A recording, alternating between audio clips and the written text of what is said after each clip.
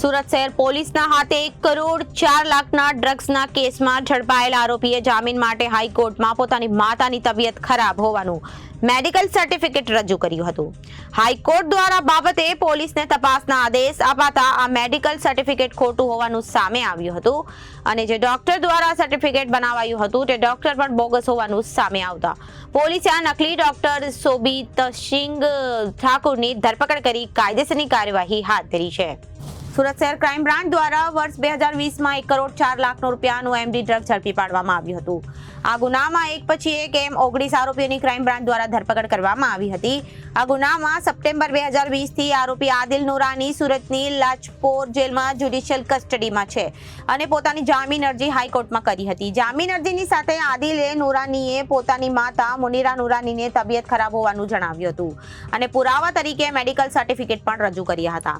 આરોપી આદિલે પોતાની માતા મુનીરા નુરાનીને એન્જિયોગ્રાફી કરાવવાની હોવાની કારણ હાઈકોર્ટ સમક્ષ દર્શાવ્યું હતું અને આ કારણ દર્શાવીને પોતે જામીન અરજી કરી હતી. હાઈકોર્ટ દ્વારા સમગ્ર મામલે આદિલની જામીન અરજીને લઈ સુરત પોલીસને તપાસ કરવા જણાવ્યું હતું. બાબતે સુરત ક્રાઇમ બ્રાન્ચ દ્વારા તપાસ કરવામાં આવી હતી. સુરત ક્રાઇમ બ્રાન્ચ દ્વારા મેડિકલ સર્ટિફિકેટ તૈયાર કરી દેનાર ડોક્ટર સોબિતસિંહ ઠાકોરની પૂછપરછ કરવામાં આવી હતી અને તેને આ સર્ટિફિકેટમાં ડોક્ટર દિલીપ તડવીની સહી અને સિક્કો પણ લગાવ્યો હતો હોવાનું જણાવ્યું હતું.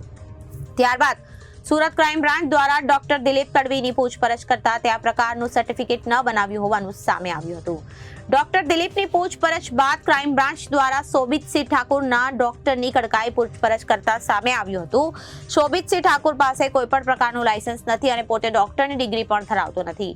ડોક્ટર ન હોવા છતાં તે ગેરકાયદેસર રીતે સુરતના પાંડેસરા વિસ્તારમાં કૃષ્ણા જનરલ એન્ટ્રોમા હોસ્પિટલ નામથી હોસ્પિટલ ચલાવી રહ્યો છે.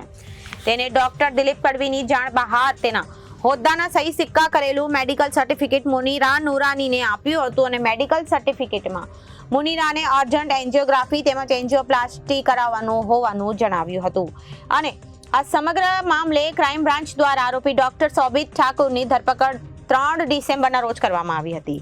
આરોપીની પૂછપરછ કરતા સામે આવ્યું હતું કે આ નકલી બોગસ ડોક્ટરી સર્ટિફિકેટ આપનાર અને બોગસ ડોક્ટર બનાવનાર રશેશ ગુજરાતી અને ભૂપેન્દ્ર રાવત દ્વારા આપવામાં આવ્યું હતું. જેથી આ સમગ્ર મામલે સુરત ક્રાઇમ બ્રાન્ચ દ્વારા રશેશ ગુજરાતી અને ભૂપેન્દ્ર રાવતની ધરપકડ કરી વધુ તપાસ હાથ ધરવામાં આવી છે.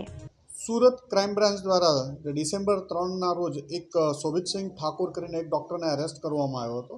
આ સોબિતસિંહ ઠાકોરે આદિલ નુરાની કરીને જે 2020માં ડીસીબી દ્વારા 1 કિલો એમડીનો કેસ રજીસ્ટર કરવામાં આવ્યો હતો અને આદિલ નુરાની જે છેલ્લા 3.5 વર્ષથી જેલમાં હતો એણે જામીન મેળવવા માટે પોતાની માતાને બીમારી છે હૃદયની એવી રીતે બોગસ સર્ટિફિકેટ સોબિતસિંહ ઠાકોર દ્વારા આપવામાં આવ્યું હતું.